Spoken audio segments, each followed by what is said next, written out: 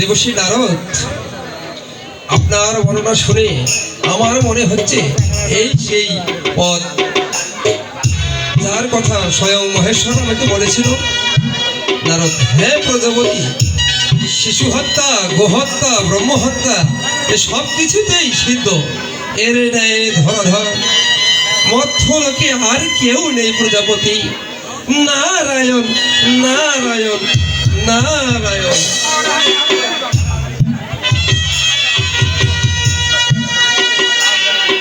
ব্রহ্মা: তবে দেরি না করে এখনই তোর কাছে যাই, চলো। নারদ: নারায়ণ নারায়ণ নারায়ণ এই বলে প্রস্থান করবে। রত্নাকর: কৃষ্ণ হরে হরে হরে রাম হরে রাম রাম রাম হরে হরে হরে কৃষ্ণ হরে কৃষ্ণ কৃষ্ণ কৃষ্ণ হরে হরে হরে রাম হরে রাম রাম রাম হরে হরে হরে কৃষ্ণ। দুজনে জঙ্গলে লুকায় থাকবে, দুজনে জঙ্গলে লুকাবে। রত্নাকর: রত্নাকর আসিস না, উনি হাই আসিস না, আসলে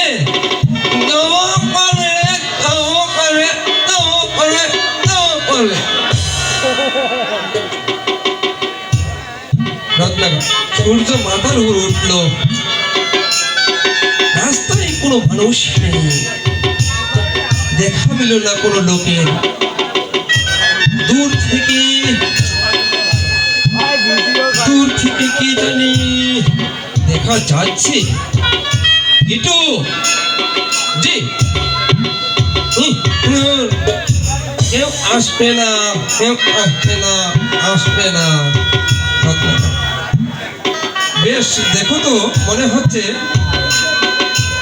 সন্ন্যাসী ঠাকুর মনে হচ্ছে, কিন্তু গিটু সন্ন্যাসীদের মাঝে কি এমন কিছু থাকতে পারে?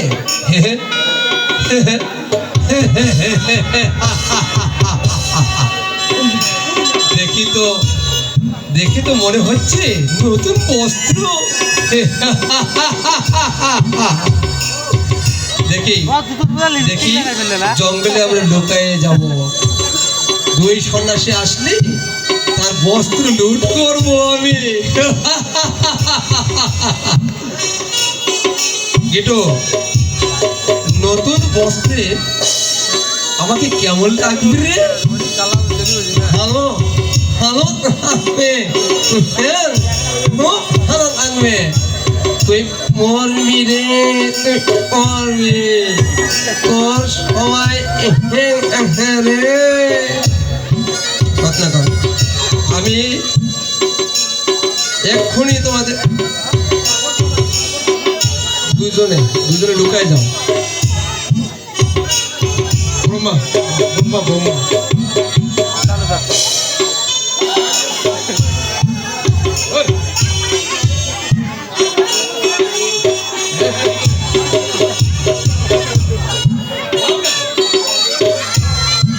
হরে কৃষ্ণ হরে কৃষ্ণ কৃষ্ণ কৃষ্ণ হরে হরে হরে রাম হরে রাম রাম রাম হরে হরে হরে কৃষ্ণ হরে কৃষ্ণ কৃষ্ণ কৃষ্ণ হরে হরে হরে রাম হরে রাম রাম রাম হরে হরে হরে রাম।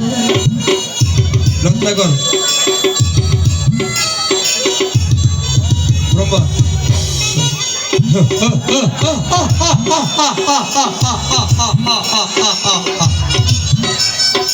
কে ব্রহ্মা, কে তুমি? কি চাও? রত্নাকর আমি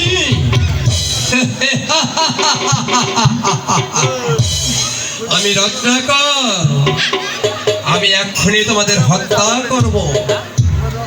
তোমাদের বস্ত্র লুট করবো।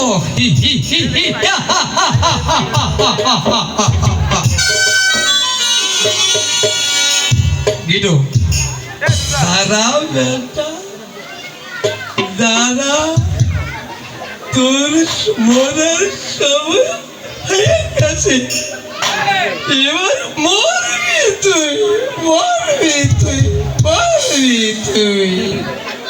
ব্রহ্মা রত্নাকর, কে কে কে তোমরা? ব্রহ্মা, তুমি কি জানো রত্নাকর, একজন শত্রুকে মারলে যে পাপ হয়, একটি গরু হত্যা করলে তার সমান পাপ হয়, আবার 100 গরু মারলে যে পাপ হয়, একজন নারী হত্যা করলে সেই পাপ হয়। রত্নাকর, এসব আপনি আমাকে শোনাচ্ছেন কেন? ব্রহ্মা, দাঁড়াও অবশ্য, এখনো আমার কথা শেষ হয়নি।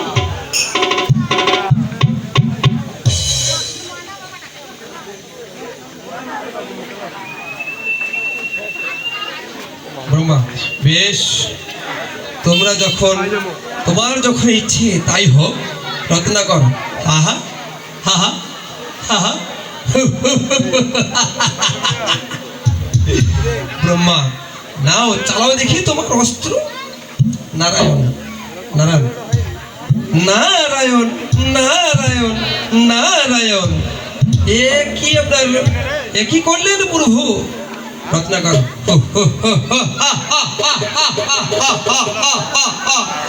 মরতে প্রস্তুত হও। ব্রহ্মা, দাঁড়াও রত্নাকর, তুমি মহাপাতক, কিন্তু আমরা তো তা নই। তাই আমরা চাই আমাদের মৃত্যু কারোর জন্য কোনো ক্ষতির কারণ না হয়, আর সেই পাপ আমাদের শুদ্ধাচারী জীবনকে মৃত্যুর পরে কারিমারিত্ব করো। রত্নাকর, হ্যাঁ হ্যাঁ, তোমরা বন্ধনহীন সন্ন্যাসী, তোমরা মারা গেলে কারো কি ক্ষতি হতে পারে?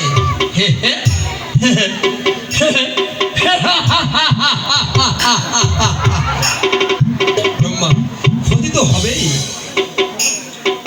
তুমি যখন এই অস্ত্র দিয়ে আমাদের হত্যা করবে, তখন আমাদের রক্ত মাটিতে পড়লে সেই রক্ত পিঁপড়ে, পোকামাকড়, আরো নানা রকম পোকামাকড় পিঁপড়ে আসবে আমাদের দেহ, তাদের উপর পড়লে তাদেরও মৃত্যু হবে। তাই তুমি আমাদের এমন কোন স্থানে নিয়ে গিয়ে হত্যা করো, সেখানে কোনো পোকামাকড়, কীটপতঙ্গ থাকবে না। রত্নাকর, বাহ বাহ,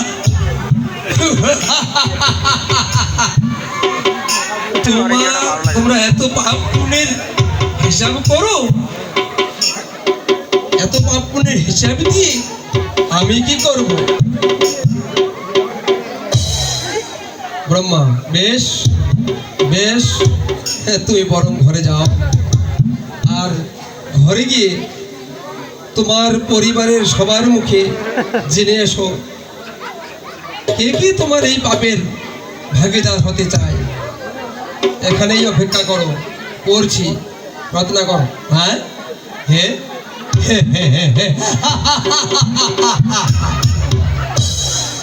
নারদ, নারায়ণ নারায়ণ নারায়ণ। আমাদের যাওয়ার হলে তো আমরা তোমার ক্ষমতার ছিল না আমাদেরকে আটকে রাখার। প্রভু, যদি তোমার অস্ত্রে বাধা দিতে পারে তবে তোমাকে বাধা দিতে পারবে।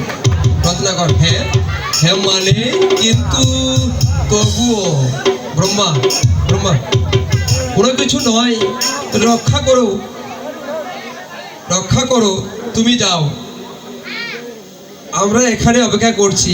রত্নাকর, বেশ বেশ, আমি যাচ্ছি, তাড়াতাড়ি ফিরে আসবো আমার কুটির থেকে, উত্তর নিয়ে ফিরে আসতেছি আমি। এরপরে সবাই প্রস্থান করবো। কোনোদিন হবে গিটো গিটো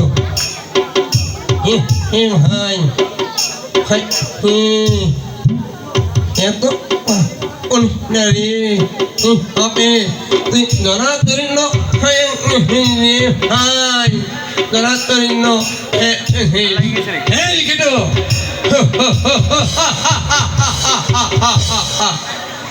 চলো চলো আমারই কুটিরে যেতে হবে সেখানে গিয়ে আমরা আমার মা বাবা সবাইকে বলে আসতে হবে আমার বাপের ভাগি কে কে নিতে চায় চলো গেটো চলো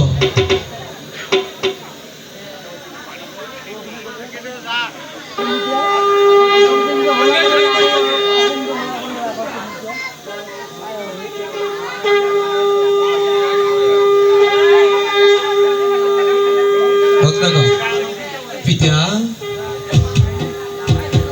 বাবনি হ্যাঁ রত্নাকর আমি আপনার কাছে একটা প্রশ্ন নিয়ে এসেছি পিতা যদিও তার উত্তরটা আমার জানা বাবনি কি প্রশ্ন রত্নাকর পিতা এই দোষভিত্তি করে আমার জীবনে যে আমি পাপ করেছি সে পাপের ভাগী তুমি নেবে তো কি তোমার এই দস্যুবৃত্তির জন্য অর্জিত পাপের ভাগিদার আমি হব কেন রত্নাকর কিন্তু আমি তো যত ধন সম্পদ লুট করেছি পিতা এই সংসারের জন্যই করেছি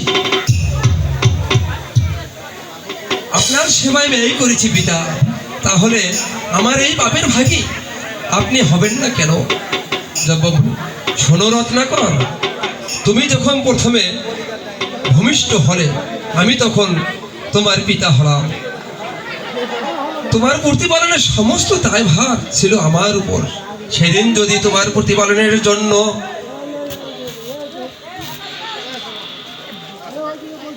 আমার কোনো অন্যায় পাপ করতে হতো তা কি তোমার হতো রত্নাকর কিন্তু পিতা এখন তো আমি না তখন তো আমি শিশু ছিলাম পিতা আপনারা সেই পাপের দায় আমার উপর কিভাবে বর্তায় জবামণি তুমি বোধ হয় ভুলে যাচ্ছ পুত্র শাস্ত্রে বলে বার্ধক্য হলো মানুষের জীবনের তৃতীয় শৈশব আর সেই শেষ বয়সে এসে আমি তোমার কাছে পুত্রের সমান আর তুমি আমার কাছে পিতার সমান রত্নাকর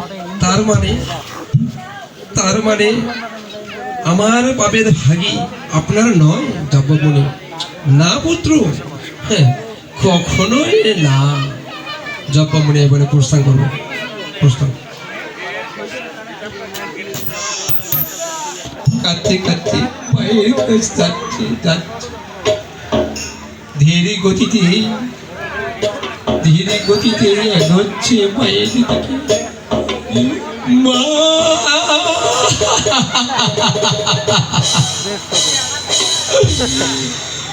মাগো হ্যাঁ পুত্র মাতা আমি যে দোষ মৃত্যু করি আপনাদের প্রতিপালন করে এসেছি মাতা আমার যে পাপ হয়েছে তার পাপের ভাগে কি আপনি নেবেন মাতা মা শোনো পুত্র ছোটবেলায় তোমাকে যেভাবে প্রতিপালন করে এসেছি সেই একই রকম ভাবে তোমার দায়িত্ব আমাদের প্রতিপালন করা মাতা তাহলে আপনিও আমার পিতার মতো বলছেন আমার পাপের ভাগিদার আপনি না পুত্র আপনার তোমার পাপের ভাগিদার কখনোই হব না তুমি চলে যাও।